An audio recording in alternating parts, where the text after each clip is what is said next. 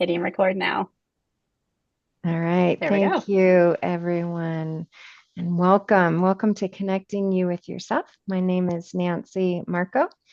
I am the founder of this free online community. We have several facilitators that offer events, and they're on the screen right now. You can check us out at www.connectingyouwithyourself.com. And I want to jump into our presentation tonight. We have, just, I'm really struggling. We have Hannah and Khara joining us. They really are close in Colorado, which is rare that we have our Colorado owned presenters. But you guys aren't necessarily close. So we're excited to have this presentation recorded for you. Before we get started, I'd just like to invite everyone in the spirit of the Enneagram, because diversity is what allows wholeness.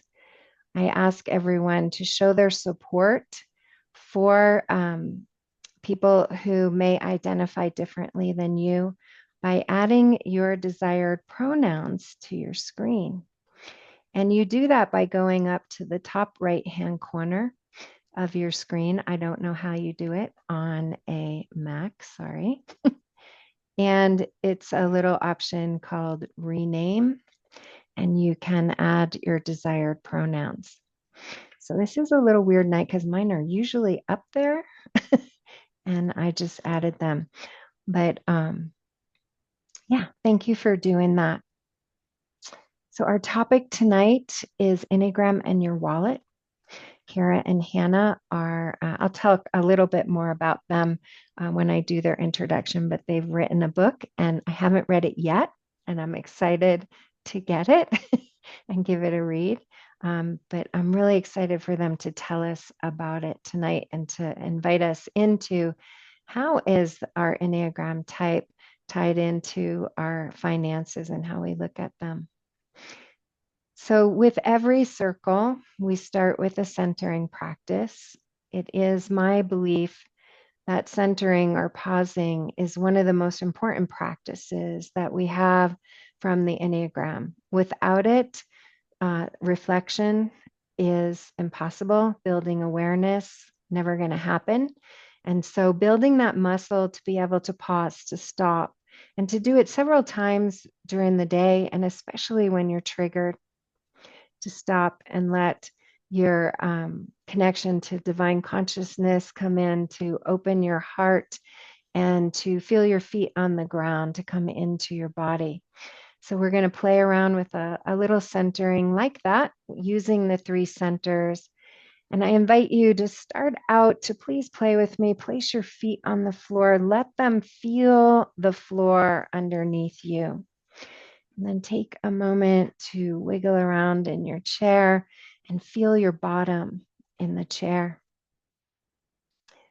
Lift the top of your head tall and rest your hands palms down in your lap. So there's reasons for all of this. We feel our feet on the floor, our seat in the chair to connect us with Mama Earth, to connect us to the moment, to bring us into our body. We sit up tall to reach the crown of our head towards Father Sky or divine consciousness. Our hands resting on our lap help to relax our shoulders and heavy our elbows. And it supports a meditative state. So here you have choices. You can stare with your eyes open. You can hazy your gaze. You can close your eyes, whatever is most comfortable for you.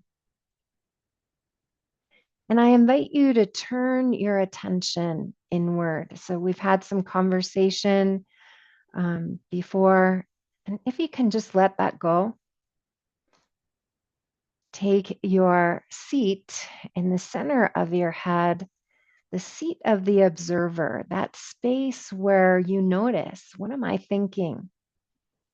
What emotions am I having? What am I doing? Let yourself get heavy. in your seat. Let your head reach tall. Create a stack, ears, shoulders, hips. With the seat at the center of your head, you can start to notice the thoughts. You can step into a conscious state. Point 5. You can choose to be awake in this moment. Point 6, present. Point 7. From the seat of the observer, conscious, awake, and present, you can expand to feel your feet on the floor, your seat in the chair, the relaxation of your shoulders, your face, your cheeks, your jaw. You can surrender into the moment. Point 8. You can bring a consciousness to your breath. You can engage with your breath. Point 9. You can use your inhale to increase your awareness. Your exhale to release any tension, any distractions, any resistance.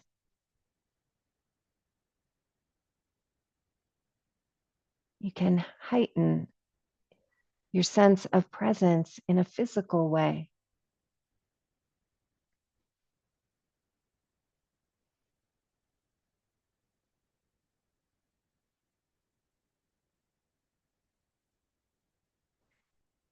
So practicing in this way, we connect to the high mind, the divine consciousness. We connect to the instinctual wisdom of the belly, the gut. And then we can bring it all together, taking our hands to our heart, laying one hand over the other, pressing those hands into our chest, letting our hands bring us home. The heart is the connecting point between the head and the body. Its invitation is to know ourselves, to come home, to remember at our core we are love. All of us. What blocks that love is trauma, training, negative experiences. But with practice, we can invite that love to bubble up. We can feel love from the inside out. Point 2, that unconditional love. We can have courage and bravery and show up as an authentic, honest being. Point 3, shining our unique lens. Point 4, into this presentation tonight as you participate, maybe sharing questions for Khara and Hannah.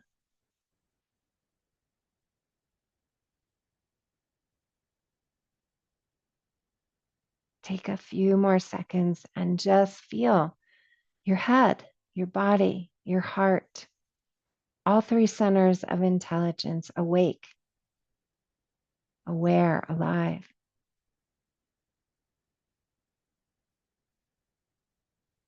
Take a few more inhales and exhales. Invite in that presence. Exhale out those distractions. And when you're ready, open your eyes and be ready to learn and experience from our 2 presenters. So I made this little slide. I stole it from your guys' website. So I just want to say I was first introduced to Khara and Hannah. I have not met them yet in person, and I am looking forward to doing that, but through IEA Colorado or Enneagram Colorado. Khara is in Lafayette, and Hannah is in Denver, or you said Wheat Ridge. Wheat Ridge? Arvada. Arvada. Your office is in Denver. Is that what I'm getting right? It's in Westminster. Oh, okay. I don't know. I got Denver off of something.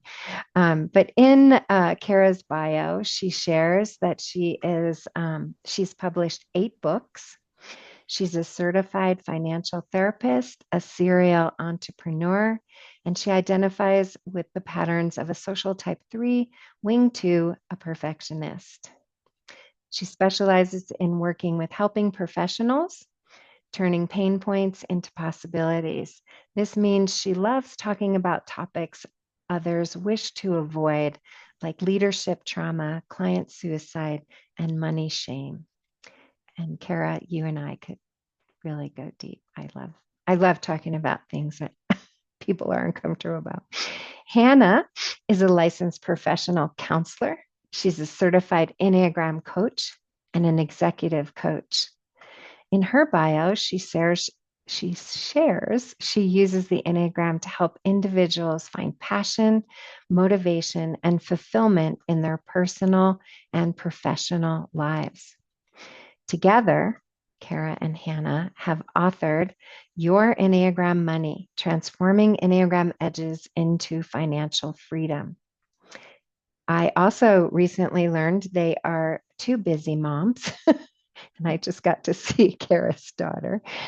So really seriously appreciate you taking your evening to be with us and to share with our community. And I do look forward to getting to know you in person.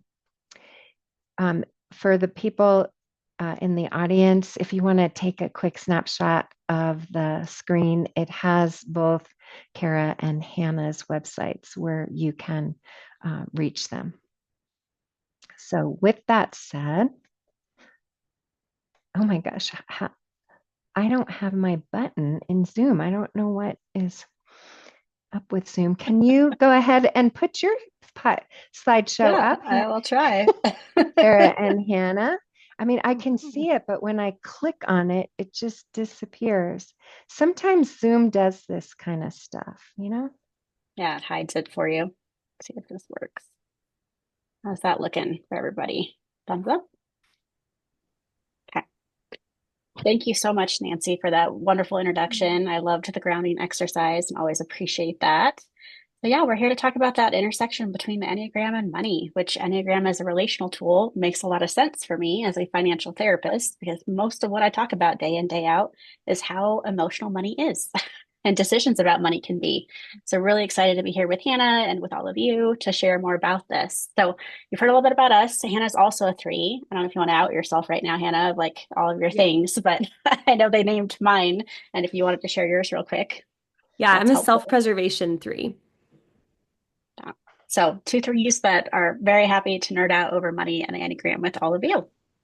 So just for kind of what we're open to cover today, we do want this to be interactive. If you're feeling comfortable interacting with us, I've got some things in the chat here. Um, let's see. So we're going to look at the Enneagram, depending on where everyone's at here when it comes to your understanding of the Enneagram. We can go deep, we can go surface level, depends on what makes sense for the group. But we're also going to talk about some key themes that we notice for each Enneagram type as they show up with money.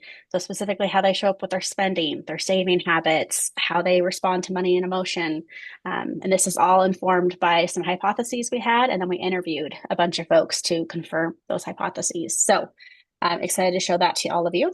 And then lastly, we're going to look at some experiential exercises. So, if you're with us live, you have an opportunity to do those with us in real time, which can be really fun and eye-opening for your own money journey. So that's kind of what's on the docket for our time together today, if that feels good for everybody. Any questions so far? Okay, got my chat up here. All right, Hannah, you want to start here since you are our lovely Enneagram coach? Absolutely. And Nancy, just a quick question. How in depth should we go as far as like what's everybody's basic knowledge coming into this? Um, Sana, would you put yourself comfortable or are you still feeling you're a beginner? Um, I don't know. I don't know. Is it okay that I give some I don't think background I'm to a the Enneagram or is that beginner. I don't think I'm a beginner. I mean, I went to your group. I've read books. I listened to tapes. I've Yeah. I think Uh, everyone, and I'm speaking for Muriel, I'm making a huge assumption, but I think she knows the Enneagram. I know Tessa has learned some. So I think you can briefly do, Perfect. just stay brief. I like to go deep. Perfect. Yeah, I just don't want to bore anyone with details that they have heard many times. Want to give you guys credit for the knowledge that you already have. So, yes, we all know that the Enneagram has very ancient roots. It's been around for a very long time. It made a resurgence in the 60s and 70s, starting kind of in Latin America and then coming back over to the United States. And it's been really exciting because it's always been considered more of an Eastern tool. But now a lot more psychologists and people are using it in therapy and kind of incorporating it into practices that are more Western. And so that's been a really cool transformation that we've seen in the past 40 or 50 years.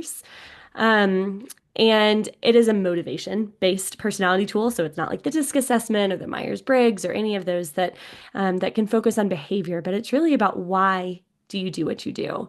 So we all love the Enneagram because it's a growth tool. Um, it shows you the patterns that you have already been doing, and it shows you different ways that you can actually get out of those patterns. So, as therapists, we always like to say that we want to make the unconscious conscious. And the Enneagram is a beautiful tool for that. And so that's why it fits so naturally into therapy. Um, it's also, I like to say it's a tool for compassion for yourself. It's understanding yourself, understanding why it is that you think the way that you think and do what you do, and really, yeah, being able to validate the way that you're wired. And it's a tool for compassion for other people as well, so that we're not judgmental and we can better understand that people have different perspectives and really respect where everybody's coming from. And so because of that, like Khara said, it fits really naturally into financial therapy because it is such a relational tool. It's not meant to just be about learning about yourself. It's meant to help you improve your relationship with yourself and then therefore your relationship with other people as well. Yeah. All right. So just real quick on this slide, because I'm not sure where everybody's coming from on this. I'm not a huge fan of assessments personally. So if you don't know your Enneagram type, there are free assessments, there are paid assessments out there. I think, and especially again, I don't know how much everybody knows about subtypes with the Enneagram, but that's our main focus is how the subtypes show up, and how that differentiates how each of the type threes and the type sixes really look. And so because of that, I don't think a lot of assessments take instincts into consideration. It's also really hard to self-report motivation sometimes because it's hard to assess for that. So my favorite way of helping people find their type is by using typing interviews. So I have a list of questions. It takes about 60 minutes. I'm definitely not the only Enneagram coach who offers this service. So if you have not participated in a typing interview, it's a really fun process. Even if you know your type, I just think it's so fun to reflect back on your life and how you're wired and maybe get insights from just the questions that are asked. But yeah, working with a coach to identify your type is absolutely the best way. And also be comfortable if it's a process for you. Sometimes people know right off the bat and it's really obvious to them. For other people, it takes a really long time, sometimes even years, to really feel comfortable in their type. And all of that is completely normal. So again, not having judgment on yourself for how you come to your Enneagram type. Generally, people do find a little bit of discomfort or maybe even experiencing a little bit of shame when they figure out their Enneagram type because it's a growth tool. It points out the shadow side. And so a lot of us feel uncomfortable looking at some of the things that we do, and we certainly don't want other people to know about those things. And so I think that can be a helpful guide to finding your type is which one do you don't want to be? And maybe that's the one that you are. Um, Another way you can think about your type is through the centers of intelligence, which Nancy led us through in that beautiful grounding exercise in the beginning. So you have your head, your heart, and your body. And so if you're kind of stuck between a type and each of those centers, then that could be a helpful way to look at things as well. Okay. So again, don't want to bore you guys too much, but these are the 9 types. We don't love labels in general for the 9 types, just because it stereotypes things. But for the sake of people who are not as familiar with the Enneagram, these are some of the names that they're sometimes called. So type 1 is sometimes known as the perfectionist. These are the people who are motivated by the need to be good and right, and they want to avoid being wrong or corrupt at all costs. Type twos are they're I like to say they're not really actually motivated by the need to help, although I think that's what a lot of people think of type twos. They're really motivated by the need to be liked. Not only liked, but they want to have a positive connection with somebody else. So they really care about having positive interactions, warm interactions, winning people over. And their biggest fear is rejection, or being dismissed. Type threes, which is Khara and I, we are sometimes called the achiever, motivated by the need to be successful and admired for that. And so it's similar to the type two in that we want to be liked as well, but we go about it in a little bit different way. We try to earn people's approval through being competent and being successful. And twos and threes and fours as heart types are all concerned with image in some way. And so threes, it's not just about being successful, but it's about looking successful on the outside. Type four, this is a person who wants to be significant. They want to be understood. And their biggest fear is being insignificant or ordinary in some way. Type fours feel very unique and yeah, in who they are and who they were created and designed to be, and they really want to share that with the world. And it's important that people see them for who they really are. Type five, so we're moving into the head type here.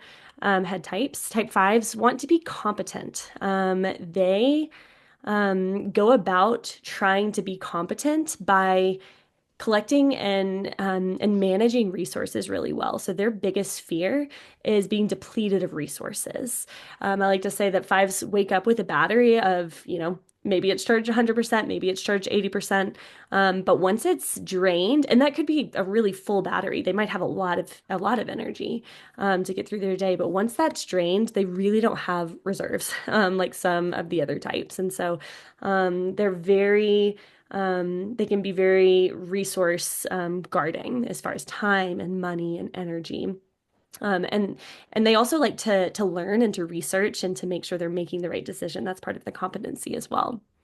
Type sixes want to be safe and secure. And their biggest fear is being obviously unsafe or without support. So sixes really love to rely on community, or authority, to feel safe and secure in the world, although the subtypes relate to authority in very different ways. Type seven is sometimes called the enthusiast. They want to be free and they want to have fun. They want to experience life to the fullest, and their biggest fear is actually being trapped in pain or boredom. And so part of the reason they want to be so free is because they're really afraid of that if they let some of those negative emotions come, they'll actually feel stuck in that. Type 8 wants control. They want to protect both themselves and other people. And their biggest fear is being vulnerable because they're worried that somebody's going to come in and take control of them. And a lot of eights have actually reported experience of something like that happening where they've really had to be more controlling to protect themselves. And then finally, and then you'll probably know, but type 1 and then types 8 and 9 are also in the body triad. Type 9 wants to pursue harmony and peace, both internally and externally. So that means they want peace internal peace. They want to feel comfort and at peace. They want peace interpersonally between them and other relationships, and they want peace within community as well. So even the relationships around them, they really want peace from. And their biggest fear is conflict.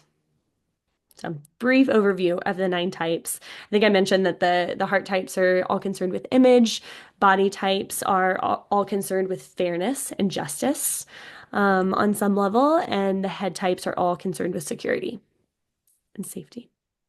So maybe we're starting to get some curiosity or some assumptions and or thoughts about how each of these types might show up with their money just based on the Mhm. motivator versus the fear.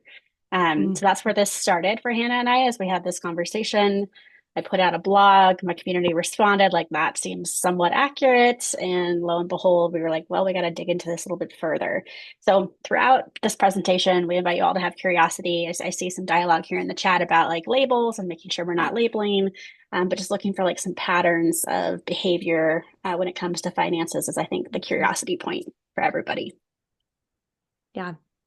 Yeah, so it seems like from some head nods, maybe you guys are familiar with subtypes, but I'll just briefly go into this again. So, yeah, we actually believe in my training is that there aren't just 9 types, but there's actually 27 types. And really, when you play that out, there's really 54 different types because you have your instincts, which make your subtypes, but then you also have your sequences. So typically, we have one of these subtypes, the self-pres, the social, or the one-to-one, that is dominant.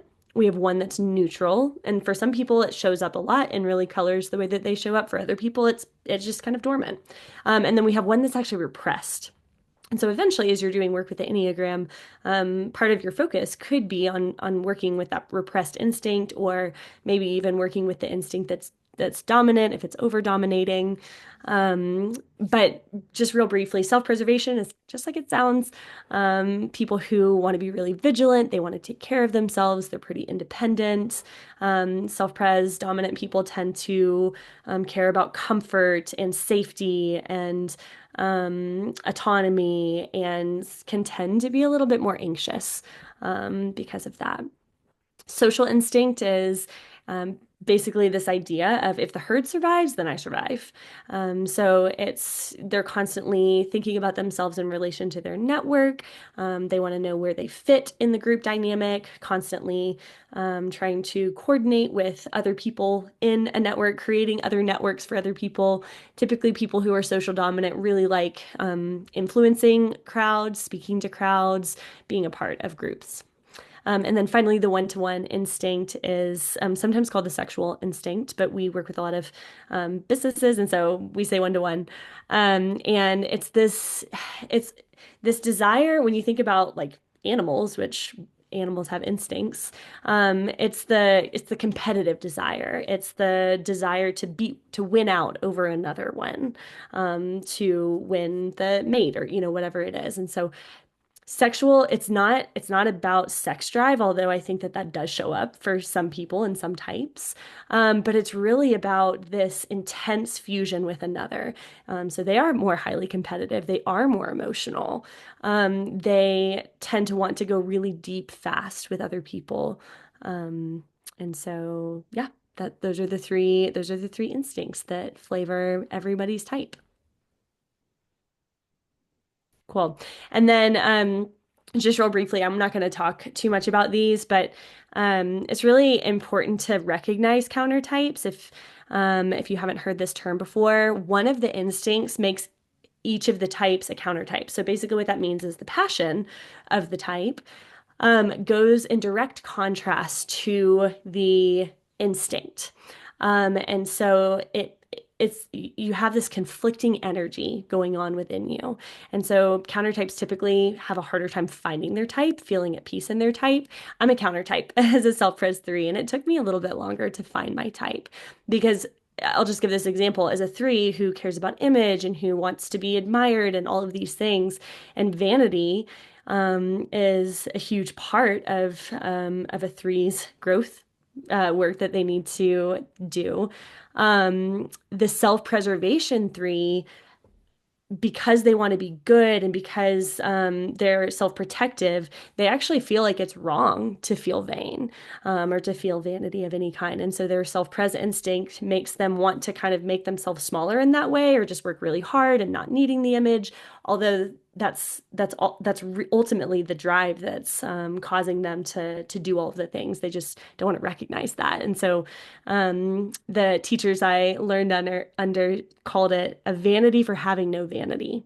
And so there's this pride there for being the good one, and not needing other people to recognize you, although secretly that's your deep desire.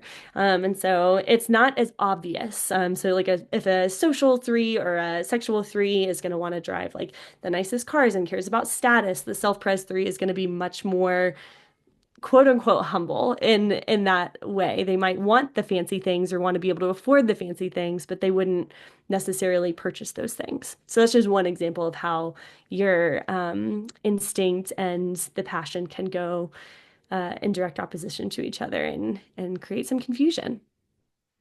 Yeah, so the countertypes, when we start talking about the financial side of the Enneagram and like how people show up with their money, the countertypes were the most interesting to interview because we had kind of these generalizations of here's type 1 through 9 and what we think they're going to do. Here are some subtypes. And the countertypes just blew it out of the water because they're like, well, I'm going to do the opposite of what we thought was going to happen. And that's why we wanted to call this out here of like, in my experience, the colleagues I've sent to Hannah for an interview, they tend to be countertypes that just don't fit an assessment, that they can't really like find consistency as they take one assessment over another to find their Enneagram type. And so I don't know, that's my theory right now as we're recording this presentation for you all, but like there's something to countertypes that they just don't fit the mold, and they definitely don't fit the same mold of how they spend their money, save their money, or react to their money compared to the other subtypes that way. So let's kind of dive into some of the money stuff that I know a lot of you are eager to kind of think about. So the first thing I want to talk about is where we've been and then where we're headed. So maybe in the financial therapy space, some of you might have never even heard of financial therapy till today. So financial therapy is meant to be helping people with their thoughts, feelings, and beliefs about money and having a healthier relationship with their money. So some of the common quotes of financial therapists would be that money is 90% emotions, 10% logic. And then the running joke is we'd rather talk about our sex lives than our money lives. So that's pretty telling that people find this like really uncomfortable to do their money work. So I'm always happy when people are like, yes, come talk about this in a group. Like, yay, we're doing it. We're getting out of avoidance.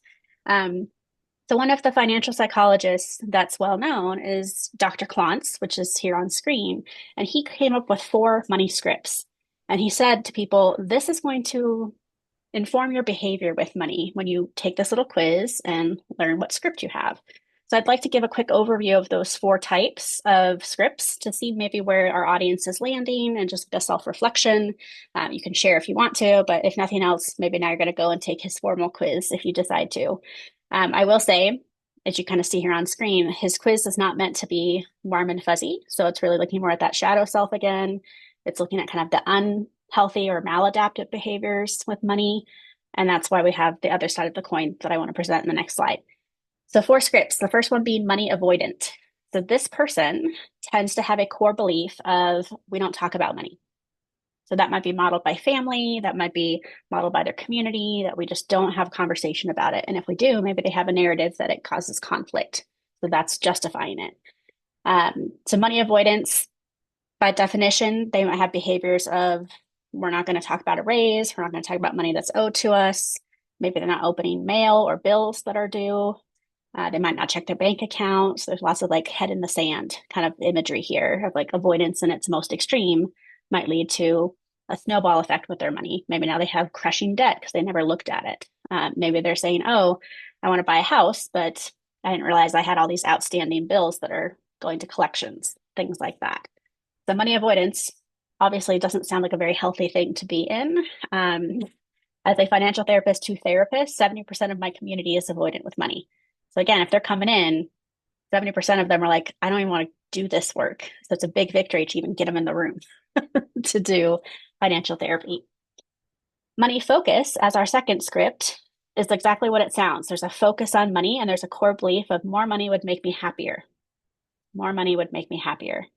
So as you can imagine, this person might be chasing money in some way. Maybe they're going from job to job, looking for promotions.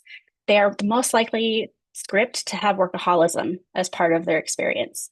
So because of a belief of more money would make me happier, they're pursuing money. So the milestone or marker might move of like, I want this much money to retire. Now I'm going to double it. I want to make this much per year. Now I want to double it. So they're always pushing themselves to get the next milestone when it comes to their money. With that being said, they also are pretty generous with their money. So they're not just like one way in, they're earning more money, but then they're also like sharing that with loved ones or friends. They might say, hey, let's go out to dinner. It's my treat. So it's not like they're holding on to it, like white knuckling it or anything. But they're always kind of chasing money, which makes work-life balance more of a challenge for that person. Money status is someone who has a core belief of, I've worked hard for my money. I want to show it. I've worked hard for my money. I want to show it. So this is maybe the keeping up with the Joneses kind of perspective of like, I do want the fancy car, the nice house, the name brand things. We tend to see this script more in like the early 20s person, like young adults, especially if this is their first job making good money for themselves. It's more likely that they might be like, oh, now I can buy something I've always wanted, or now I want to present a certain way or have designer clothing. And we see less people in older ages have this particular money script. So I think there's something to like first coming into money and having that be really exciting for some of those folks. The exception would be someone who has maybe a physical disability and they want people to see nice quality things before they see the disability. That might be the exception where we have someone test as this script.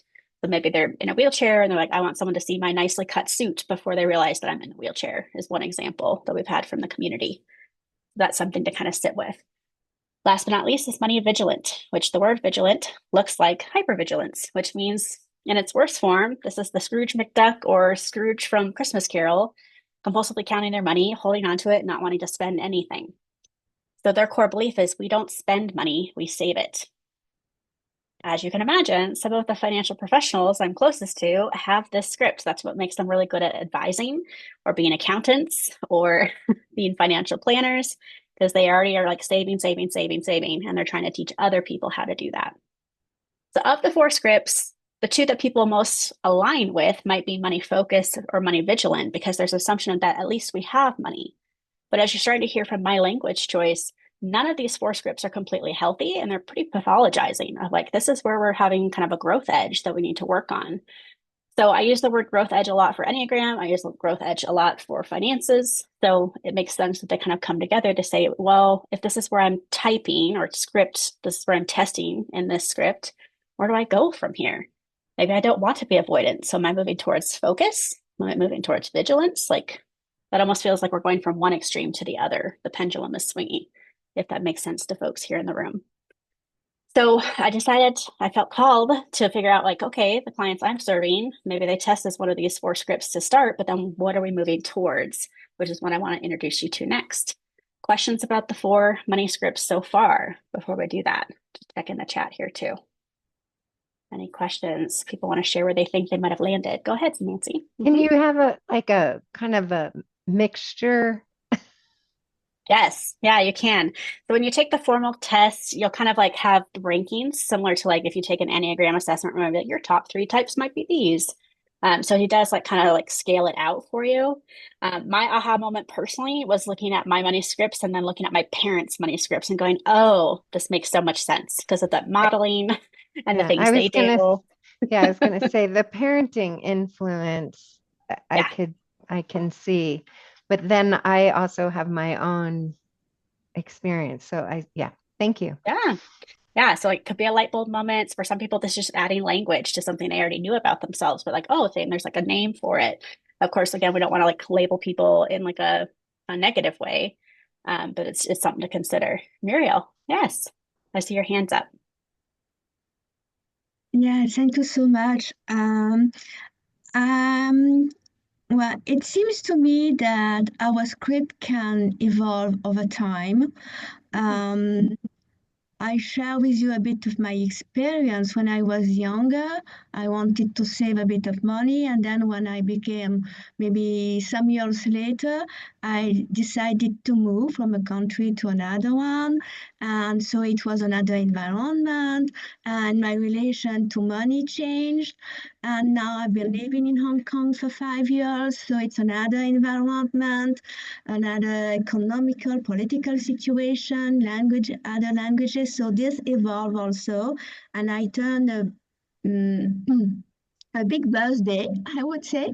And then now I focus more on money and I want to develop it. So the message behind this, it seems to me that we can evolve with our relationship, in this relationship with money. What do you think? What is your experience with this? If you can share. Absolutely. Yeah, I Sure. mean, I think it's, as you kind of named, it can be cultural, it can be like who we're surrounding ourselves with. I think the American culture is very hustle and grind. So like we're more likely to subscribe and celebrate money focus, money status, and money vigilant, just because those are all aligned with this American idea of making money or American dream. Um, I think it's, to me, it feels very much like a stress versus health reaction, like we see in Enneagram typing, right? Where it's like, oh, in health, I look like this, but when I'm in stress, I look completely different.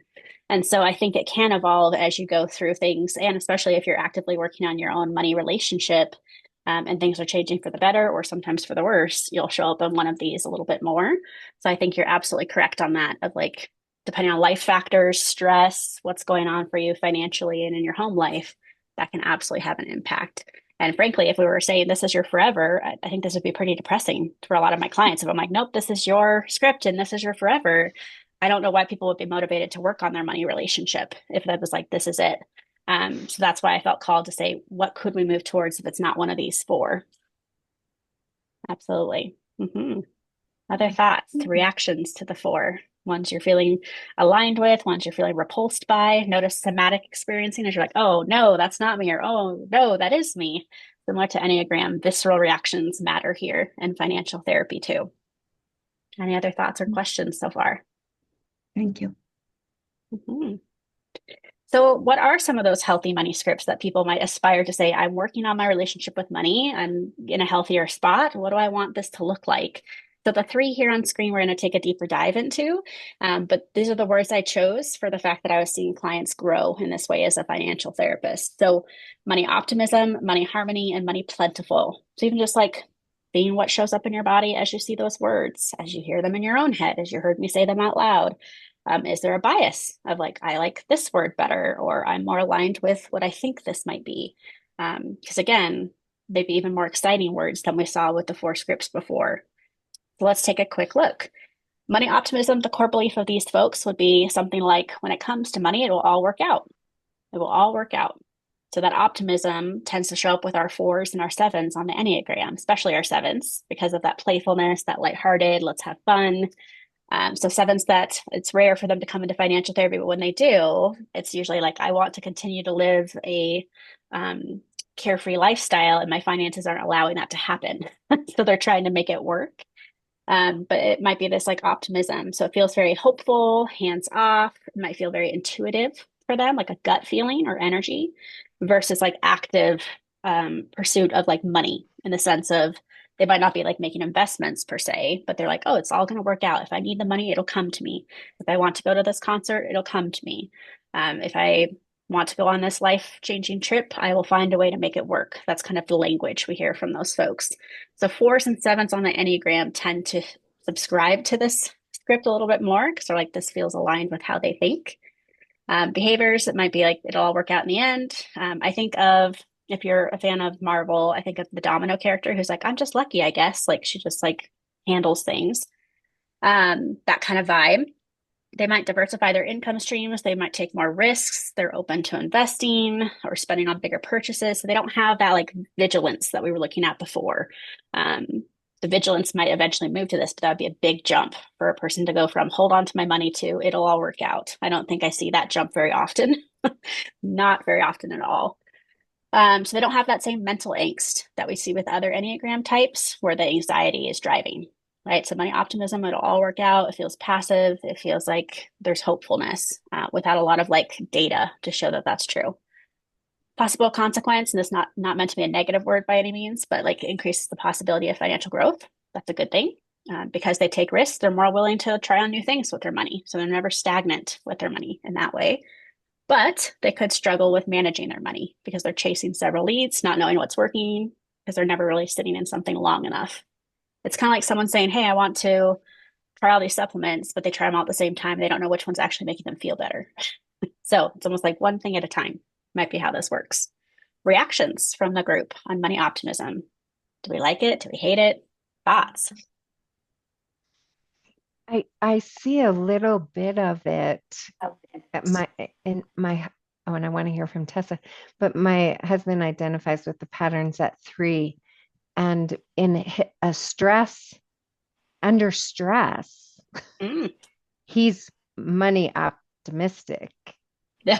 But I think it's a stress. Like he's like, I know Yeah. I'm, when I met him, uh, anyway, I don't want to divulge too much. Anyway, he was in this money optimism, but now as he things are more settled, he's not stressed. I don't see this so much. Yeah. Is that Yeah. and that's 3. So I think it does matter where you are on the levels of development. hmm hmm Yeah. Yeah. Like so many factors contributing to that.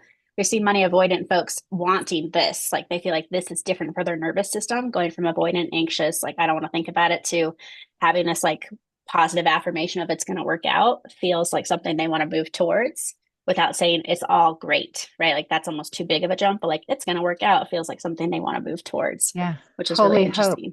Holy Yeah. hope. Anyway, I want to Yeah. hear from Tessa. She's Yeah. a 7. Go ahead. So I definitely think I need some therapy around this stuff. So my life circumstances are very different right now. I'm gonna see if I can turn my camera on.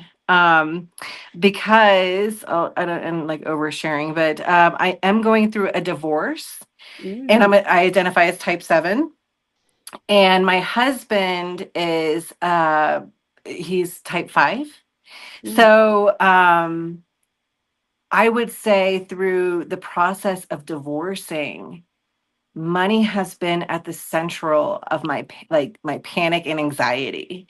mm. Um, e- I think I have a lot of stuff to work through, honestly. Yeah, that's fair. Because That's a it, lot. in the yeah, and in the beginning too. I mean, he reported all my credit cards stolen, and had the replacement sent to a PO box, a private PO box that I couldn't access. He quit funding our joint account. So to have like a lifestyle, or just even a reliance of resource, and then just completely have it be inaccessible, it Hmm. really did take legal action to correct. Yeah. So, but from that, and then like preparing for the divorce, and not even knowing what my assets are in, because all the disclosures haven't surfaced yet. It's been years in the process, Mm, but like business valuations are underway, all this. So, I'm really trying to manage some expectations, but it is so hard to, with this uncertainty. And then also feeling the pressure of having to make the most of the money while I have it, because I don't know what's going to happen. Um, and of course, I have huge dreams as a type 7. When you talk sure. about concerts, I have 7 concerts lined up at Red Rocks this summer. Yep. I'm thinking about a trip to Nepal in October. But ask me how I'm going to pay for, like, I have, I don't know how this is going to shake out. And this, even Yeah. having a house item, a house is so much, and I'm trying to do all these house projects, and it's just a Mm. constant financial, um, I don't even know what you call it. It's, Roller coaster. oh yeah, every single day. Every single day. Yeah. Yeah. No, I appreciate you sharing your story. And I think the biggest strength of sevens when it comes to money work is resourceful, right? So like the fact that like you make it happen somehow, whether it's manifesting it or like finding like creative ways to get that money. The sevens I've had the privilege of working with are so resourceful. Like they just come in one day and like, and this is how I made the trip to Nepal happen. And I'm like, that's amazing. Like I will celebrate that with you all day. And Huh. something else that Hannah and I talk a lot about in our book is financial trauma. And so Tessa kind of disclosed a little bit of financial trauma there that I want to honor without cracking that open in this setting. And so that kind of stuff is going to impact people's ability to get to these healthy scripts, right? Of like, there's some stuff there to work on, as Tessa named for herself. So thank you, Tessa, for sharing that. I think I'm So in the right another, place. Thank yeah, you. yeah, you bet. So another script that might resonate with folks here in the room is money harmony. So I want to introduce this one to you. Core belief is money comes, money goes, money flows. So again, check in somatically with your body because financial therapy is very much somatic work of like, where's it living? What's activated? Where are you feeling tension in your body? It feels very woo, but it's so purposeful because it's so emotional, right? People want to live in their heads, but their body has a reaction to money. So some people, when they hear money comes, money goes, money flows, they panic. They're like, what do you mean it's flowing out? Like they hear in their head it's flowing out. The image that I've used as a financial therapist is a tide. Water comes in, water has to go back out. It has to go both directions. It cannot be one way. We also don't want water that is stagnant because stagnation in water leads to like gunk and algae and grossness, and we don't want any of that. So same kind of imagery for money. We want it to be working for you, not stuck doing nothing. That feels radical for some of the people doing financial therapy with me right now. Like, oh my gosh, they're working on that discomfort. The essence of money harmony is it's hands on. So versus our money optimist is hands off. This one feels hands on with active energy versus passive. This reduces anxiety. There might be some manifesting or some energy or flow to it, but it feels like this person's like leaning in. So maybe instead of that passive, I'm sitting back, I'm leaning in. They embrace the flow and movement of money. They're not panicked by it. They don't encourage stagnation with their money. So they might be like, do I put this in a high yield savings account so it's working for me? Do I have 10 grand somewhere? Like, what's the purpose of that? But they hold more confidence that money will come in when it's needed. And it's because they built this scaffolding. They built up these systems that allows money to work for them. Consequences reduces anxiety about money. Maybe it feels more transactional, less emotional. And so for our like money avoidant folks, people are starting in that space. This might be where they want to land. This is where they aspire to be. Oh, it feels less emotional, less charged. It feels more neutral, which is the goal of financial therapy for a lot of folks. We don't tend to go from money is awful to I love money. Like that's a big jump for lots of reasons. And so neutrality is what a lot of people aim for when they do this work. Compatible Enneagram types, curious to see what people's reactions are, but ones, twos, sixes, and nines tend to type into this money script, this healthy money script. Ones, because they're already kind of doing a methodical thing with their money. They're doing like the right thing with their money. A lot of times that perfectionism shows up. So they want it to feel less emotionally charged, but also still feel like they're on the right track. Twos as a helper slash I want to be liked and loved by others. Maybe they're working through some financial dependence and or enabling of other people. So they want to come to harmony of like comes and goes. Sixes, again, from a place of anxiety, going to neutral. And then nines, which might be blended with partners or not know what their money goals are. They can step back and say, is this feeling harmonious? So that's what we were kind of seeing with our interviews with under earners so far. Reactions for our second script. I think people are noticing. I'm curious for the self-pres too, because you said that's the counter type. The counter type, yeah. You said, and so that's, I'm pretty equal between self-pres and sexual when I test out, but I feel like self-pres is more dominant. But what would not fit for a self-pres too? So there might be more of the I guess Hannah, would you want to speak to this? My first thought Yeah. was like risk, like taking risk versus not taking risk. Yeah. So what we always say about the self-pres too, like if twos love relationships and they want positive connections with other people, the self-pres two is actually a little bit more ambivalent about Right. relationships. They're a Right. little bit more wary. They're not as likely to jump in and say yes. They don't struggle with boundaries as much as the other twos, things like that. And because of that, the again, we don't love titles, but Naranjo named the self-preservation two privilege. And the self-pres two typically shows up as it can almost be this like if all twos are trying to seduce or charm or win others over, they all do it in three different ways. Social twos are bigger and they want to influence and win people over in that way. Sexual twos are more focused on attracting other people in the traditional sense. Whereas the self-pres two wants to charm other people, and it's almost like this childlike charm that they use to Right. draw other people in. And I think ultimately what they're desiring is to be taken care of. And so, especially for the self-pres two, when it comes to money, I think they might be really money avoidant because they want somebody to come in and help them take care, like very, very, very subconsciously. They want somebody to come take care of them and help them with their money. And so, I think as far as the positive scripts, I think that the harmony still fits with that because they need to be more active when it comes to engaging with their money. They want to know their numbers, to be able to really take up that space and yeah, and take it on for themselves with that doesn't mean without any support because I think it's great to have support, but really really owning that for themselves. It's almost empowering. I find it really interesting thinking about the stages of my life. So, Mm. as I am right now, money harmony it fits, even though Mm. I identify self-pres, because I would rather, as you said, I would rather not, I would rather somebody else take care of worrying about the money. But as a single mom for many years, Mm. I I was a rock star. I just have to say, I was a rock star with how I made money, the creativeness, the risk that I took. People told me you're absolutely insane, but looking back, it was really wise risks. And I was creative in renting space in my house to let me quit my job, and just so it's interesting Mhm.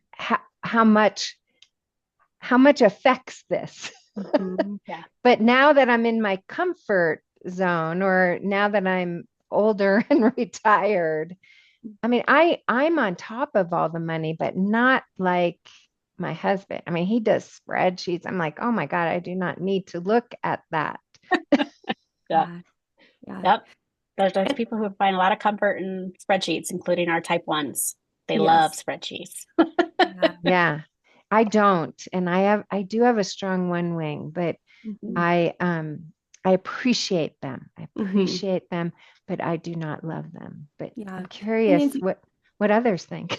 yeah. No, I was just gonna say thank you so much for sharing that. And yeah, it does sound like that sexual energy like really showed up for you. And part of it was you were kind of in a trauma state, like you're having Survival. to yeah, Yeah. that self-pres That's instinct right. is kicking in. And you're having to do what you need to Yeah. survive. And so some of this, yeah, in those states goes out the window a little bit just because Yeah. yeah, Yeah. you And do what you need to. I do believe it's my personal belief on the instincts. We have all three. I mean, everybody Sure. knows we have all three. And I think we pull on the one that we need when we need it. So you just hit the nail on the head. When I needed to pull in that, even the social instinct, which is my most unused, to bring people into my house, that's social. Mhm. But oh my God, Mhm. it paid my mortgage, and I got to find a new path for myself without stress. Mhm. Mhm. Yeah. And so for a lot of folks, and we'll look at the third script here in just a second, but for a lot of folks, even just going from like the most extreme, which is money avoidant, to like saying, I want to land in money optimism as my first step, and then money harmony might be where I move towards from there.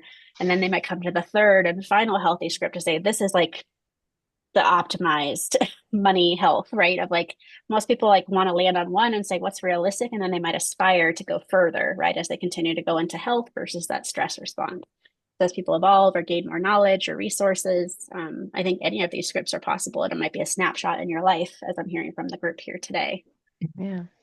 So last but not least, for people who are like, okay, maybe one of the two, here's the third one, which is money plentiful. Now, I really sat in my own neuroticism about the word plentiful because the word that people kept telling me it should be was abundance, and that word drives me up the wall. So plentiful is the word, abundance is overused and almost like the word affirmation stuff. Like it doesn't always fit. Depends on the thing. So plentiful is where we have people headed, which feels very different in the financial therapy space from enough, having enough money versus having plenty. So that's what I mean by like maybe this is the next step up for them and like this like metaphorical staircase. So core belief there is enough money and like having someone sit in that in their body and that knowing that that is true. So it's not a pipe dream. It's not pretty words. It's like this feels somatically aligned or grounding for them. Self-confident, regulated. There's knowledge behind that. Like I know my numbers, or I can see it that I have enough money. Maybe it's they have a financial advisor running. Here's what it would look like for you to be 95 and retired, or whatever that looks like. But they have some sort of knowledge behind that. So it's not just optimism. It's grounded in numbers. Behavior, confidence, earning money. They have confidence in using their money as a tool. They take risks. They embrace entrepreneurial spirit often, is what I've seen with my clients. They're open-minded to money strategies, which is also why they feel like they have plenty of money. Maybe they've taken those risks or they've jumped on certain things with their portfolio, or if they have the privilege to invest, they're doing that. They're ever evolving with their money, which also makes them take those risks, but also maybe they pan out. So compatible Enneagram types that we saw were threes, fives, and eights. Threes because they're already in that kind of workaholic, succeed, look successful thing. And I say that with love because like I just sounded so judgy of my own type. Um, Fives because they're logic and like I want to be an expert and be really knowledgeable about what I'm doing. And eights from that passion place of like they're all in. So when they're like, I want to control and I want to go full force, they can really move mountains when they want to, in my experience with my clients anyway. Reactions to money plentiful. Thoughts. How's Muriel this just one, put a Wendy? comment in Oh, the uh-huh. chat. Uh-huh. Harmony speaks to me. Mm-hmm. Yeah, anxious. Yep. So like again, like moment to moment, you might wake up one day and be like, I'm over here in money avoidant, and the next day I'm wanting to move and do the work towards money optimism or neutrality. So yeah, I think seeing this as like a barometer or like a temperature gauge versus a this is set in stone, I think is helpful for people. Why I introduced the four what I call negative scripts first is because I was like, okay, cool, we know where we are now, but like where do I want to be was the problem my clients were facing of like I have language for my money script right now but it's nothing that I want, which is why I felt called to craft some kind of like a roadmap for where people might go from here through the work that they're going to do individually with others, etc. So yeah, some food for thought for everyone, but we have more to come. So on that note, let's talk about what we saw. We did interviews with what we considered we recruited under earners. This book is meant for under earners. So Hannah and I are like, all right, under earners might be people who suffer from noble poverty, which by definition means we're putting ourselves in financial distress to serve others. I'm gonna let that bomb land for anyone that needs that to land. So noble poverty is a part of financial therapy work. Financial trauma. Thank you, Muriel, for joining us for the time you could. We'll see you later to catch the rest of it. Thank you. And then we've got folks that were like, I never feel like I have enough money, right? So under earning, maybe I run the numbers and I'm not making enough to fund the lifestyle that I have. Maybe I'm continuing to have to use credit cards or go into debt, things like that. So allow us to introduce some of the money story we heard from those interviews with our Enneagram ones. So it could be something like I'm great with my money or I'm not good with my money at all. So kind of those polarizing opposites, black and white thinking. They might be really strict with their budget. Actually, ones are really good with budgeting, whereas a lot of other types are not great with budgets. That's where I think we mentioned the spreadsheet earlier. They love spreadsheets. They might get sidetracked.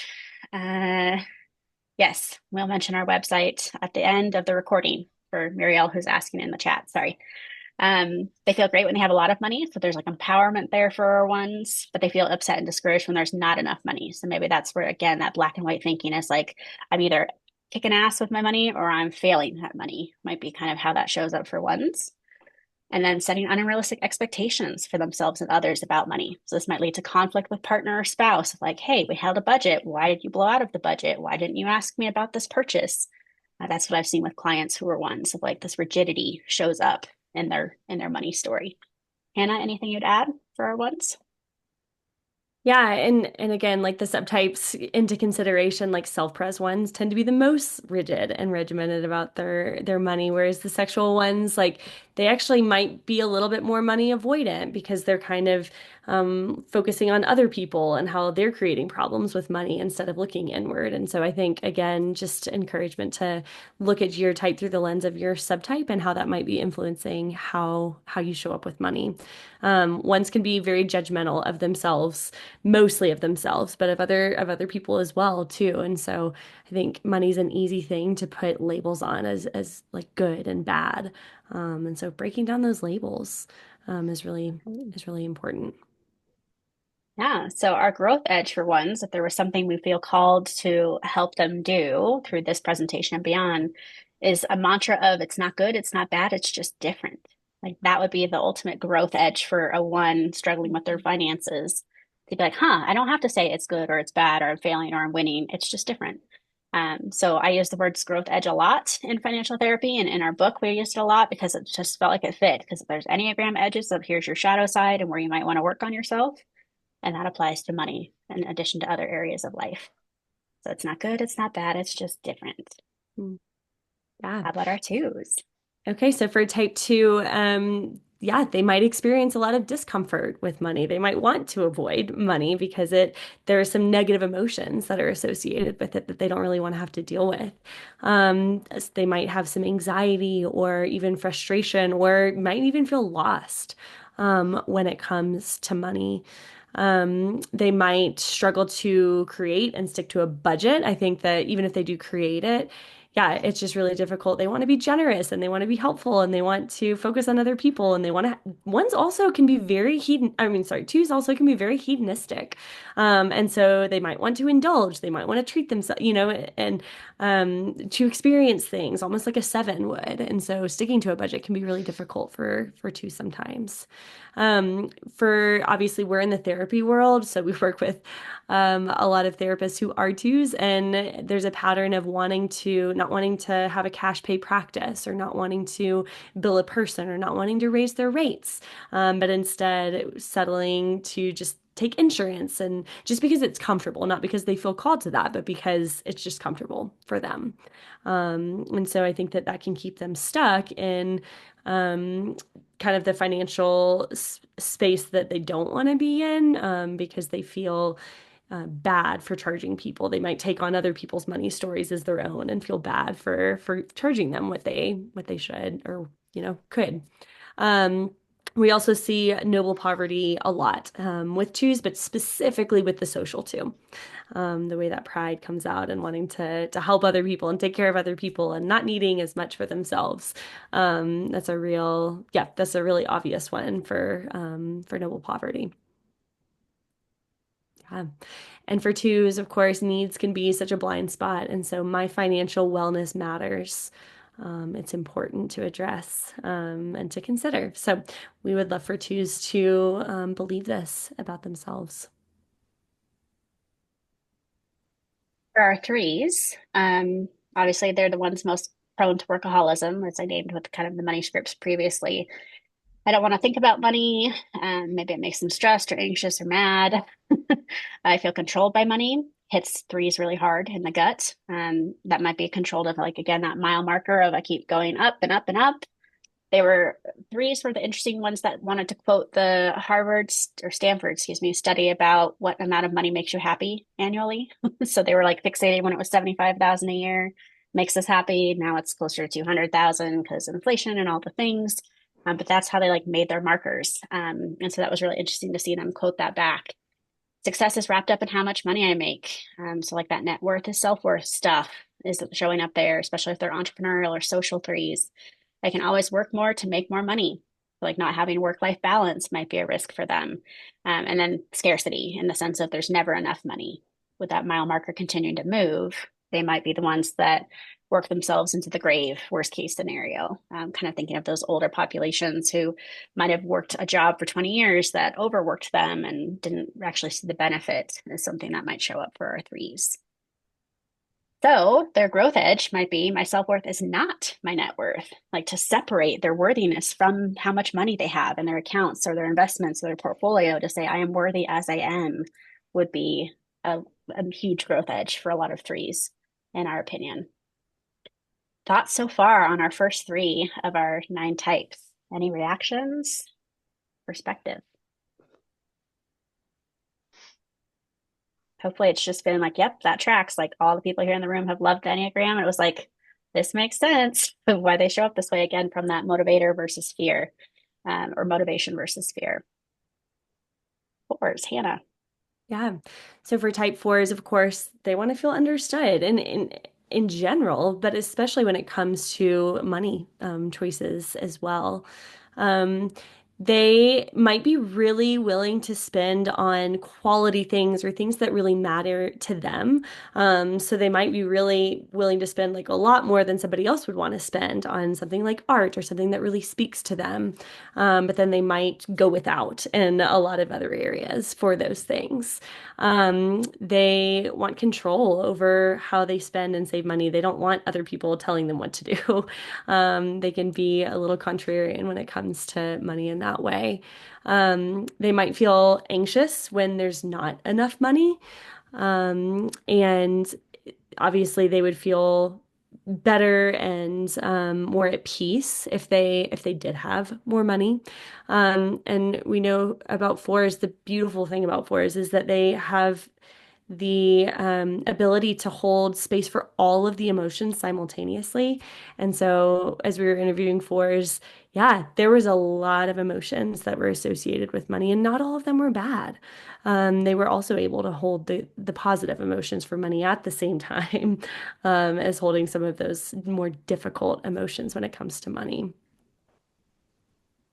So for fours, we would love for them to get to the point where they say, I can have an uncomplicated relationship with money. The other thing that we saw with fours that I didn't mention is they can sometimes see money as being corrupt because people who have a lot of money might show up as inauthentic or yeah, phony or fake in some way. And so yeah, they might even see money as something that is bad or evil or any corrupt. And so I think that plays into this mantra as well. You just described my father. My father identifies at he's passed on, but before he died, he identified at 4, and that described him to the T. Sana identifies with 4. Does that relate, Sana? Yes, absolutely. And like even right now, I just came into some money. I'm like, well, I really want to save it. I want to invest it, but really, I want to buy a bunch of stuff too. It's Like complicated. I know. There's so many quality things. clothes. Yeah. Yeah. In financial therapy, we're all about balance of like, we're never going to tell you not to spend your money. We're going to not subscribe to deprivation. So we're going to say spend and save. So maybe, Sana, you needed to hear that right now. Like from the financial therapy lens, you have permission from the universe to do both. Why not both? You can have both. Which for some people, that black and white thinking might be like, no, I have to save it all or I have to spend it all. And it's like the possibility of both is actually so soothing to folks who had that And if I extreme with their spend it, I family. don't have it saved. Yeah. Well, It's terrible that's the because ultimate choice. Yeah. oh my God, You have my to whole thing with decide. money. Yeah. Like, For how a much long do I time, I was save and how much do I manifesting spend? everything. When I was Mm. manifesting everything, it was great. So I want to get back in that manifesting. And I think I am. I think I'm starting to gain speed. Nice.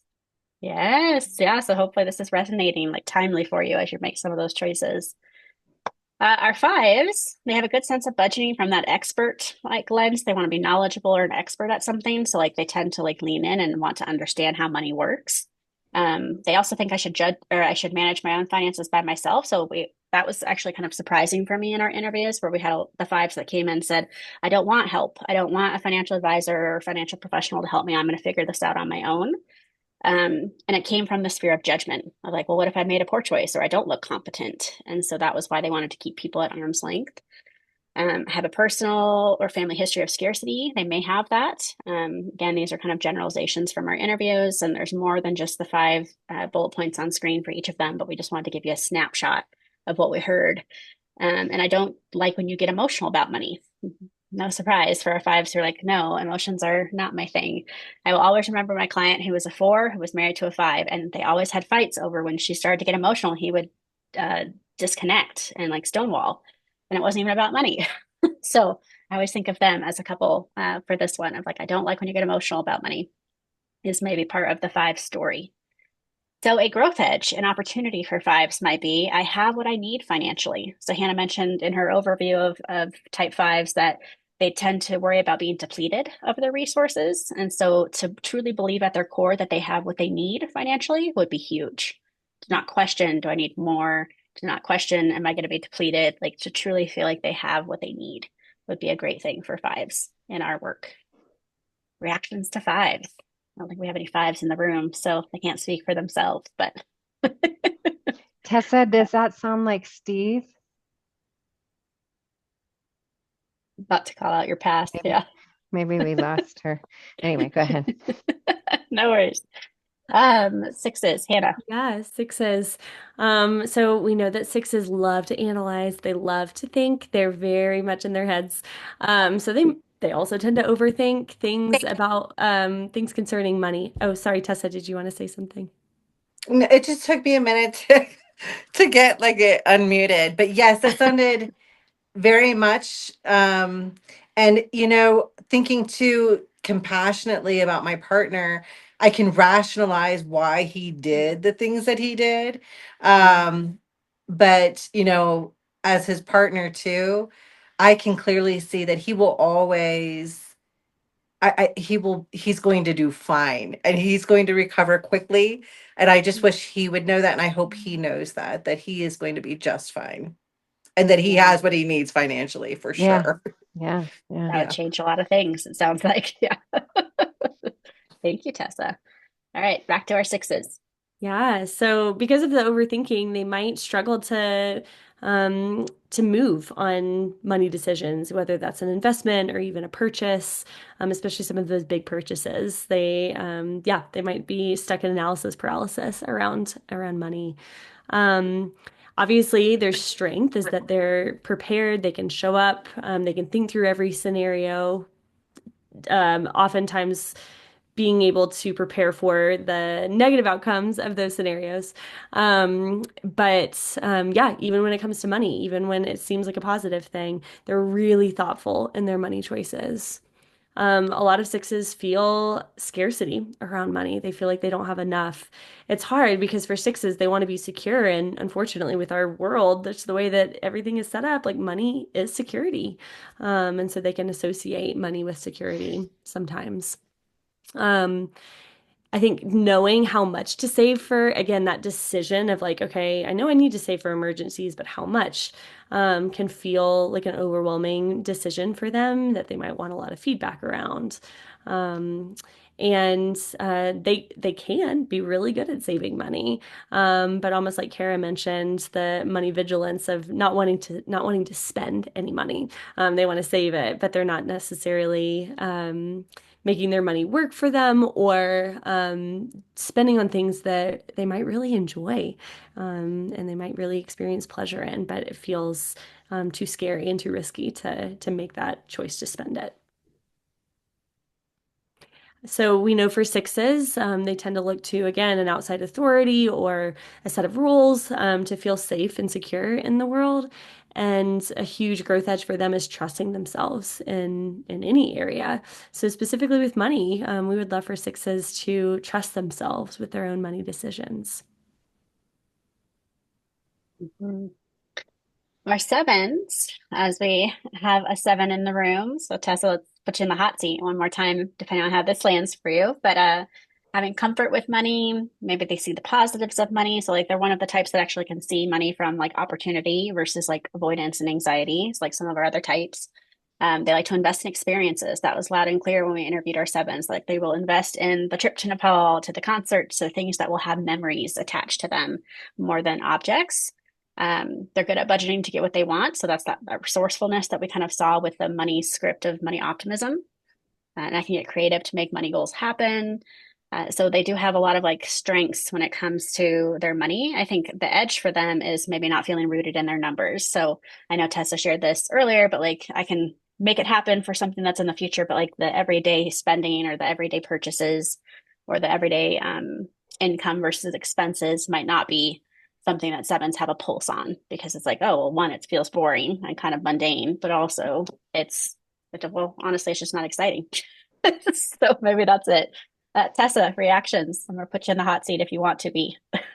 Well, I definitely resonate with the investing in experiences. So life isn't worth living if I can't go somewhere or, you know, music or travel.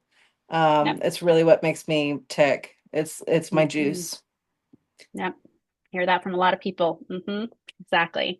So the mantra for sevens would be actually kind of opposite of all of the other mantras we've seen so far, which felt like very much like emotion oriented. This one's more rooted and grounded in, do I actually know my numbers? So coming from that place of what is the everyday, what's going in, what's coming out, my expenses versus my income.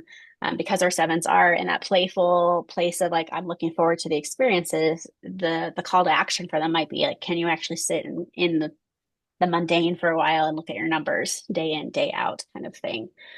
So this feels different than our other mantras for the other types here today. Our Yeah, so eights, Hannah. for eights, we know that eights love control. They want to protect. And Yes. so specifically for the self-preservation eight, they can be very, very, very controlling of their money. So wanting to be like hyper vigilant, checking things, triple checking things. I think that eights can struggle to let partners in when it comes to money or get outside advice when it comes to money. They want to be the one who's making the sole decision makers. I think they can feel, eights can see, obviously, they see the world in terms of energy. And so money's no different. They feel really excited and energized when they have a lot of money. And they might kind of move towards that that five arrow of avoidance when they don't have it, because it feels really difficult to face those feelings. We see a lot of eights who are entrepreneurs. Again, they want autonomy. They want to be able to make their own choices. They don't want anyone telling them, what to do and like putting them in a box as far as how much they're going to make. Eights want to know that like this is how much I'm getting and this is how much I'm paying myself and I have control of all of it. So like money might even drive them to be an entrepreneur more than like whatever it is that they're actually doing. And they are more likely to see money in terms of gaining more independence, gaining more freedom, getting again to do what they want to do. Yes. So I didn't mention this before, but eights can tend to, I think this is a financial therapy term, but fall into financial gatekeeping where they push everybody out and they want to control, like we said, just like having a little protective fence around their money. And so a growth edge for eights would be inviting other people into their money journey, asking for help when it comes to money, showing vulnerability when it comes to their relationship with money. So whether that's spouses or a professional, the growth edge is asking for help in any Mhm. capacity feels like a lot for Nate. Mhm. Something we're noticing. Last but not least are nines. So nines, in the fact that they feel somewhat blended with their relationships, might go along to get along, and that includes financial decisions. So we saw that with our interviews. They might feel stressed or frustrated by money. They might like actually have their own data that says, "Hey, money causes conflict, so let's just not talk about it." Is something we saw with some of our nines that we interviewed. So to avoid money, let's not talk about it was a theme. Might have been based on lived experience or family beliefs, all sorts of things there. They can be thrifty or frugal with their money. They struggle to move on bigger purchases because of that frugality. And they want things to last so they don't have to buy it again anytime soon. So that was interesting. Like, sounds like I had to buy a new fridge and I'm mad about it, or like I'm not happy that I had to do that, even though it was a important purchase for them. So nines from the place of blending, we want them to have a growth edge of set and accomplish their own money goals, not someone else's, not, hey, I'm going along to get along with partner or spouse. I set and accomplish my own money goals because they're mine would feel like a big deal for our nines. Thoughts or reactions to our folks so far? I really also see like the flow, like, are you leaning into this wing? Are you leaning into that wing? Are you at, I have a belief we disintegrate or integrate at any one of the pathway points, but where am I going? And then of course the parental the parental influence, or like Muriel was saying, the cultural influence. It's fascinating. You've hit the nail on the head, I think, so perfectly for the core type, but we're also fluid. So it's really fun. I think we could use all these mantras that you've at different times. Like, where am I? Stress, health, yes. So many things. So with the last little bit of time we have together, we'd like to invite folks here in the room to do some experiential work with us. I'm going to introduce some financial therapy exercises that I think are transformational, lead to some insights, some hopeful ahas for you. We're going to call them out as like based on Enneagram type, which one might be most receptive or a good fit based on type.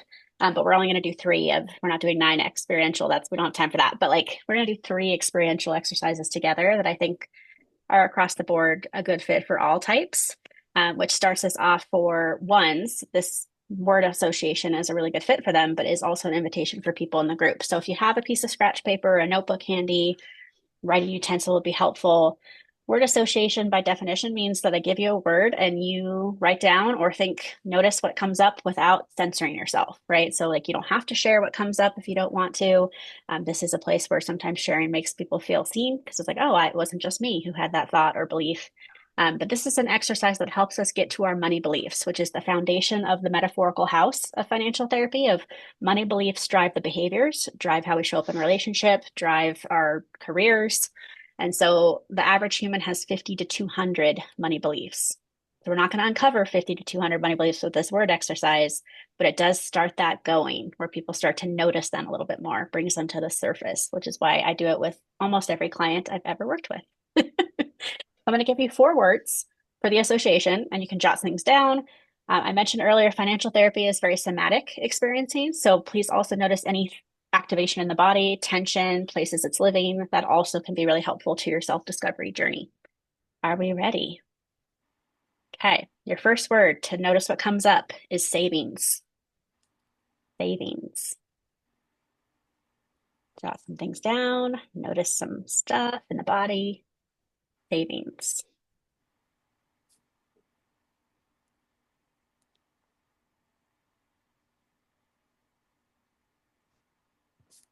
Your second word, debt.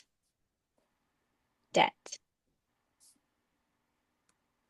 Notice what comes up in the body, in your mind. Debt.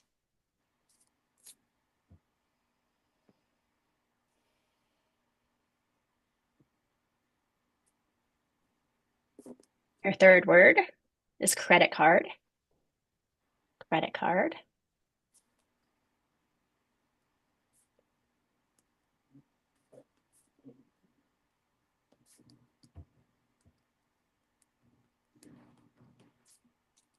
And your final 4th word is wealth. Wealth. Wealth or wealth? Wealth. Wealth. Okay. Sorry. I try to enunciate and then it like makes it worse. Wealth.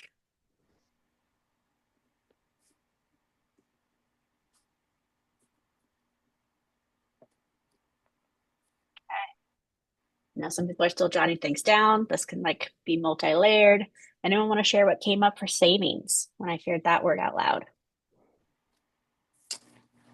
I have bank, secure, and growth. Thank you, Tessa. Others? I put security, relaxation, wise, and a resource. Very nice. Sana, what about for you? If you want to share, you don't have to. I might have stepped away. Oh, I didn't just for savings. Yeah, just for savings. Well, I just really thought in my head because I have savings, but I thought, you know what? When I really want to save, I can save. I've known to save a lot of money in a short amount of time. I surprise people. But then what I do is I live off of it for years. I'll live off of it for years. I got into a pattern of not working, but then I was manifesting too. So that's really all that came to mind. I didn't really write anything down. No worries. Yeah, like some people, it's just like holding that in their mind or just being aware of it. So as you can imagine, in the financial therapy space, savings has a whole gamut of responses. Some people will say it's security, which I heard loud and clear in this group. But I've also, when I facilitated groups for therapists, heard things like pipe dream, never going to happen, shame, dread, anger, Mm. right? So like it really shows that there's this expansive emotion around just one little word, savings, right? Which every single word I gave you has a loaded amount of emotion. So I want to normalize all of them, even if you don't share them. So then I usually take this to like a financial advisor and say, hey, you're talking about savings like it's a good thing. What if it's a trauma response for someone? What if it's a trigger? What if it's a shame spiral?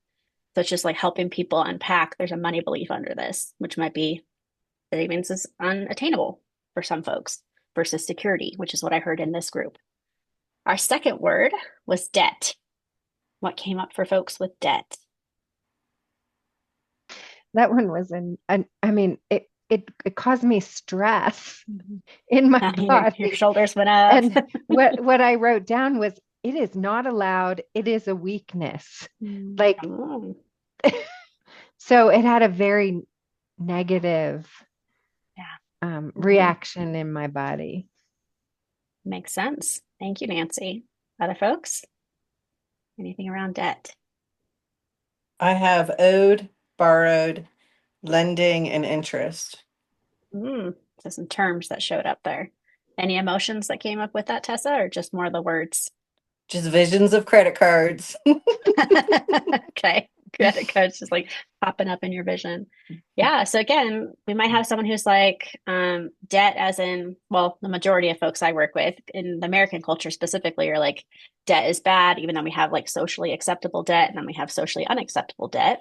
And then we have maybe one or two people who are like debt is a privilege of like I can go into debt to invest and build my net worth, which is like the 1%.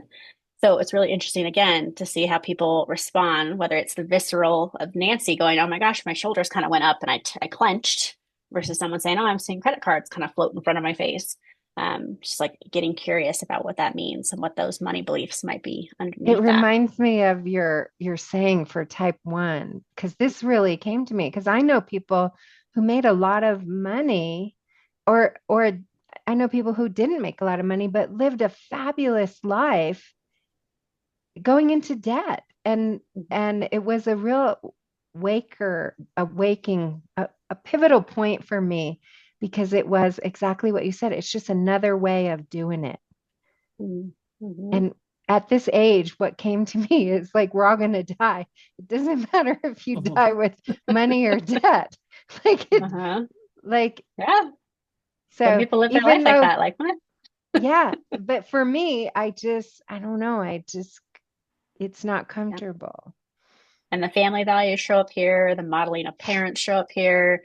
There's intergenerational trauma that shows up here. There's historical like debtors' prisons that cause that tense reaction for people like Nancy of like, no, actually there was like historically people who lost their livelihood and were like imprisoned because they owed debts to people. So there's a lot here to unpack. Again, just a simple exercise that really starts to like crack layers open. Like, there's something there to work on, especially from that financial therapy lens. Our Well, and third to word was, allow oh, yourself, I'm sorry, to allow yourself to, like for me, to allow myself to have some debt. mm-hmm. That was, That I mean, doesn't make you a bad person. Mm-hmm. yeah, when I had a financial advisor years ago, and she said, buy the car. I still have the car. It's 20 something years ago. But she's like, darn it, just buy the car. Let yourself have the car. I'm Mm-hmm. so glad I let myself have the car. Yeah, 20 I mean, years this really later. speaks to yeah, how emotional it can be. Like people have this narrative, this internal dialogue of like, this is good, this is bad, this is right, this is wrong, this is corrupt. Some of those money beliefs are on that negative end of a spectrum versus like the positive beliefs of like money is power, opportunity, or security, safety, things like that. And then I'm helping people find the neutrality of like money is a tool, money is I was going to transactional say, if they're coming from money is that. just, yeah, it's just Yeah, a money tool. is. For Yeah. some people, that's the phrase. Money is. Yeah. So for the sake of time, credit card was our third word. Anything that came up with that for this group? Credit card. I know Tessa had them floating in Yeah. front of her. I have ease and convenience. Convenience. Ease, convenience. What else? I had must be managed and a resource. But Sana, I don't want to Yeah. leave you out. Did you have something? Um, well, credit card. I didn't have any credit for a while. I didn't have a credit card, and now I got a credit card just to build my credit, but I'm not using it. I put a little on there. I put like Yeah. barely anything on there, and they checked my credit, and my score went down ridiculously because I had Yeah. the money. I Broken mean, it wasn't system. like I didn't have the money, but so now I Mhm. really don't use it. I use it for 20 bucks and then pay it off. Yeah. I don't Just to know. build that I didn't credit have back. one Yep. word. I guess just I never was someone who had debt, really a lot of debt, but one time I got in trouble with something and I blew off a credit card for $1,000 and some lawyer bought it. And at the time I was having difficulties. I go to court and signed it and then didn't pay it. Mm. It was just blossoming. Oh, I finally got rid of that, but it was hanging over my head for a while. And it Yeah. wasn't even mine, really. $1,000 blossomed to 3,000. They bought it at 3,000. It was mine, the 1,000.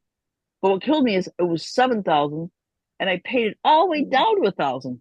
It was just a bad time in my life. Yeah. Yeah. So Sana's experience is very common for people coming into financial therapy going, this is like really negatively charged. Like to have credit cards feels like there's judgment, there might be shame, there might be, oh my gosh, I'm clawing my way out of this pit that I feel like I'm in and it's never going to get better. So it's very common to have like shame and dread and anxiety attached to credit cards, especially if we have a first memory of a credit card where it felt predatory, of like, oh, I'm on a campus or like turned 18 and all of a sudden someone's like, here's a credit card, felt like free money and it wasn't actually free money. It came with strings attached. There's a lot to that one. Last but not least was wealth. Wealth. What showed up for folks? Wealth.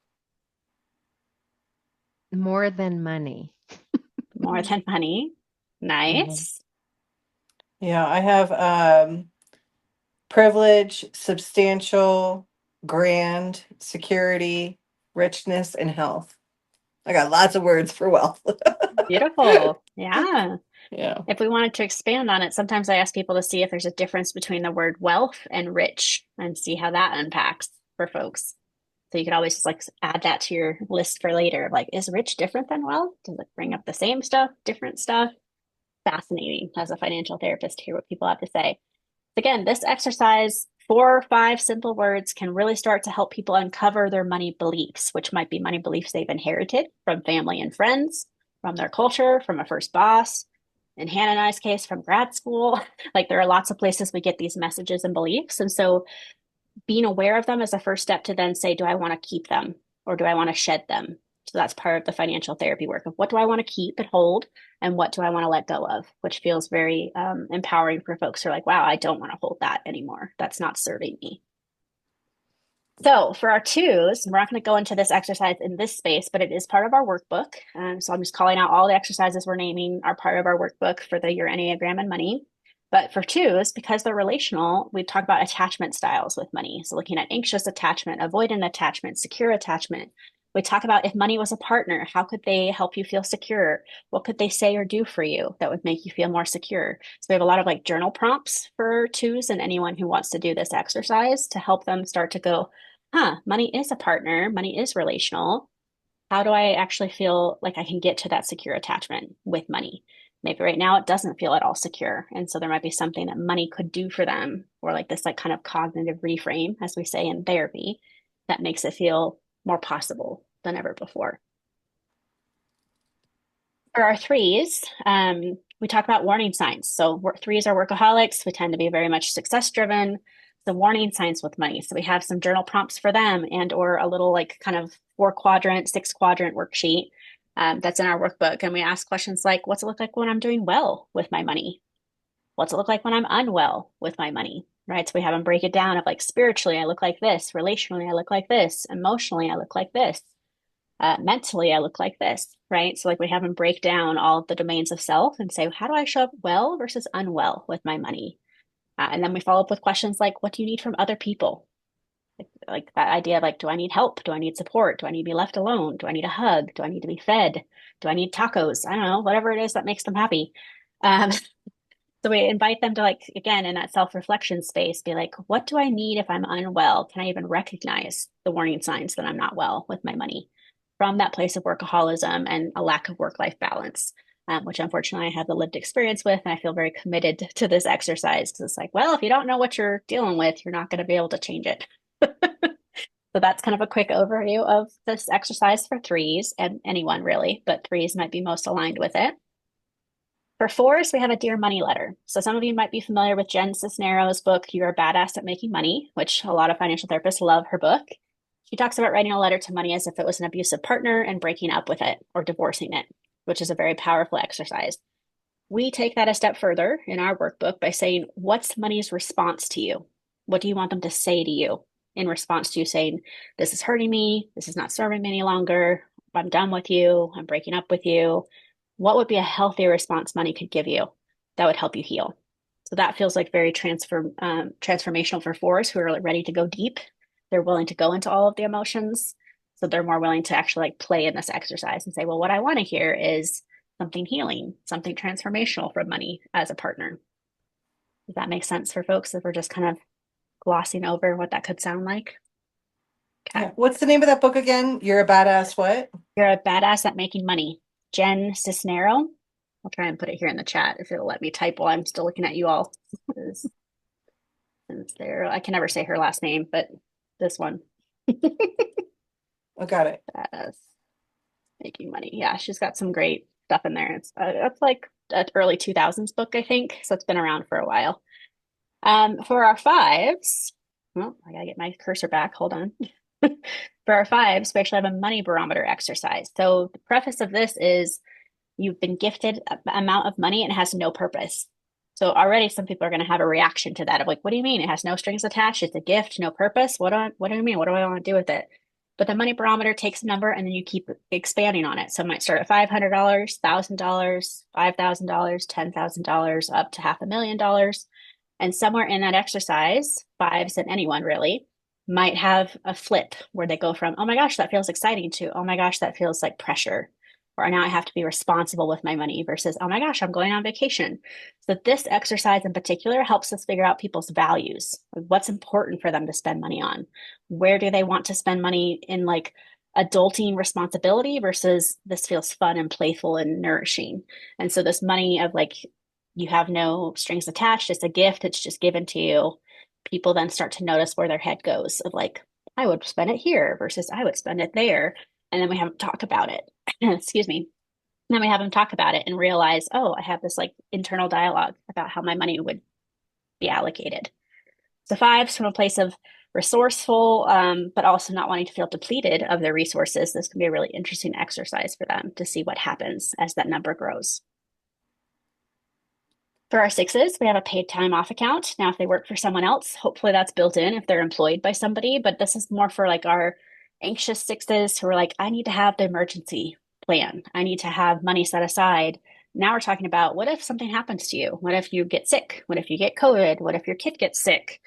What if you actually want to take time off for a fun reason, which sixes don't usually live there very easily, at least the one I'm married to. So it's like they want the safety and security of there's money just in case. The paid time off account, if you work for yourself as a six, I think would be a really big deal. To be like, oh, I can pay myself to take the time off I need to, or I can pay myself when I'm sick, or I'm at a conference, or whatever they've got going on. So a paid time off account for a small business owner or entrepreneur feels like a big move for sixes, and that place of anxiety of I have a backup plan. So we talk about how to set that account, what that could look like, what it could cover, which might help the anxiety of our sixes. For our sevens, we have something we call the fill your buckets funds. So this idea of like grounding in your numbers, as we talked about for the mantra for sevens. So it might be, do you know what the income is coming in every month? Do you know on average what your expenses are every month? Do you have anything left over? And if you do have something left over, what do you want to put it towards? Is it an experience? Is it to a savings account? Is it a little bit of both? Of like, I want to spend some and save some. So just the structure, kind of the scaffolding for sevens helps them get more grounded in their numbers because it still feels fun of like, I have something left. I want to put this towards something that's important, but they still have to know what the expenses and income are first. So there's this like formula for them of like, got to know the expense, got to know the income. If there's something left over, do I now have the self permission to put it wherever feels right? Back to those values for those folks. For our eights, kind of tying into the Dear Money letter, money as a partner, Eights we talked about are all about control. So like if money was truly a partner, how would they support an eight with decisions about finances? If they're coming from financial gatekeeping, how do we have money show up as like, I'm here for you. I'm not here to sabotage you or hurt you. I'm here to align with you. So we have some reflection questions for money as a partner, including the how would they respond to show that they're actually helping you. So getting eights to a place of vulnerability, a little bit more self-reflection, letting people in, I think is the big deal for eights as to why this exercise might be a fit in their growth journey. And then last but not least, for our nines, we have loud budgeting. So if you've heard the term loud budgeting, it showed up in January of 2024. It's meant to be verbal boundary setting around what's important to spend your money on and what's not important to spend your money on. So for nines who might go along to get along or who blend with people, other people who are important to them, to say, yes, I want to spend money eating out with you versus no, I don't want to split the check is a big deal. So this exercise is about what are your no's? Can you craft your no's now so that if someone asks you to like split a check that you don't want to split, as just one example, you know exactly how to hold that boundary. So loud budgeting is crafting those examples of what's a scenario that could happen in your social life or personal life or whatever, and how do you want to say no to that and hold the financial boundary. So loud budgeting is verbal boundaries around spending of this is a priority, this isn't a priority, no thank you. Those are some of the things they might come up with. Questions about our exercises tonight? Is anybody watching White Lotus? I did. Hannah is texting me all the time about this because Enneagram showed up there, yeah? They talked about it. Oh my gosh, you guys. It's spot on with white collar worker embezzlement and having to break the news to his family that life is no more as you know it. So I just feel like this conversation is so relevant for this wonderful show that just wrapped up. Yeah, another one I encourage people to watch, I've given as homework as a financial therapist, is Knives Out. If you've watched that, I've seen that. Yeah. There's like a dozen financial disorders. I put that in quotes because they're not actually diagnosable, but like financial dependence, enabling, gatekeeping. You heard some of them here in today's presentation, but all of those family members embody one of the many financial disorders or money disorders. And so I have people watch that and say, who are you repulsed by? Who are you aligned with? And like that will tell us some things about their money beliefs too. So it's kind of a fun, creative way to do some money work is go watch a movie and see who you align with. So I know we're coming close to time. Oh, go ahead. Hannah. Can I tell just a very quick story, really quick? Okay, so I was at the border with my ex, and we were walking around, and I was looking for rocks. So I'm right there looking at rocks, and this is the points of the story. And I'm picking up all these rocks. Well, right next to it, I didn't even see it, was a 18-karat men's gold bracelet laying there. He's like, oh my God, a bracelet. And I believe we're manifesting. I never cared about gold. I thought gold was flashy, but it really says something because I do want money and wealth, but I'm always looking at the rocks. I don't know. I don't know. That's the best way I can explain it. Your attention's on the rocks. 18-karat men's gold bracelet. My God, a chunky bracelet. It was very chunky. It's like not hard to spot is what you're telling us. Yeah. So, I mean, for a lot of people, this is an ongoing journey for their financial work, right? It's not usually one and done, but like I think we've kind of hit the tip of the iceberg for a lot of people of like, how does the Enneagram blend with this? So regardless of Enneagram type, because I heard in this group, like we don't want labels, the invitation always is come at this with compassion, curiosity, and critical thinking. Compassion for self and others of like, okay, people are going to show up in their spending and their saving and their money habits completely differently than you. The example I like to give is Taylor Swift tickets for $8,000 overseas. Someone's going to be like, I'm all in, $8,000, no problem. This is a once in a lifetime experience. And someone else is going to have some serious shady judgment about that, right? And be like, hell no. So like, know that that is a true example of what's important to a person. That's the values-based spending that was throughout our book. It's like a vein throughout the book of like, what's important to you is important to you. And you don't have to explain it, but people will have judgments themselves and others about what they spend their money on. So compassion, curiosity, and critical thinking, I think helps us show up in relationship to others a little bit more neutrally, which might then help money conversations flow a little bit better. Because if we're kind of combating and saying, you're wrong, you're right, I'm right, you're wrong, it's not going to bode well when it comes to couples or intimate partners specifically, because money we still fight about. It's one of the top 5 things always that couples fight about. So I'm sure we can get a little question in here, but I just wanted to put up the image of the book again for folks who are like, okay, I want the workbook, I want the book. It's basically wherever books are sold, but of course on Amazon, and Ingram and some other places. And if you do decide you want to read it and you like it, we would be honored to have a review from you so we can help other people find it. So this is Our Life's Work. This is Hannah's first published book, so it's a big deal. It's a bestseller already, so that's exciting to share with you all. It's my ninth book. I'm already on book 10. I'm a apparently serial entrepreneur addicted to writing right now. So there's always something I'm working on. And then, of course, our contact info, because I know that was asked earlier today. So this is how you can reach us. Final thoughts as we wind down. I will stop sharing so I can see you all too. Very, Any very final good. thoughts? Are you guys going to the IEA conference in Minnesota? I'm not. I hadn't even heard about it. I feel like I'm in my little bubble. Oh my gosh, you need to go to the next one and bring your book because Yeah. so this was really fun. This was really Oh, good. thank you. Thank You you for for having having us. I'm us. glad Yeah. it can like stir up some thoughts and curiosities for everybody because that was our intention of like I don't think it's a gross generalization of everyone, but I hopefully will give some insight for people to do some money healing for sure. Yeah, and that's the power. That's the power of it. It's just bringing up awareness.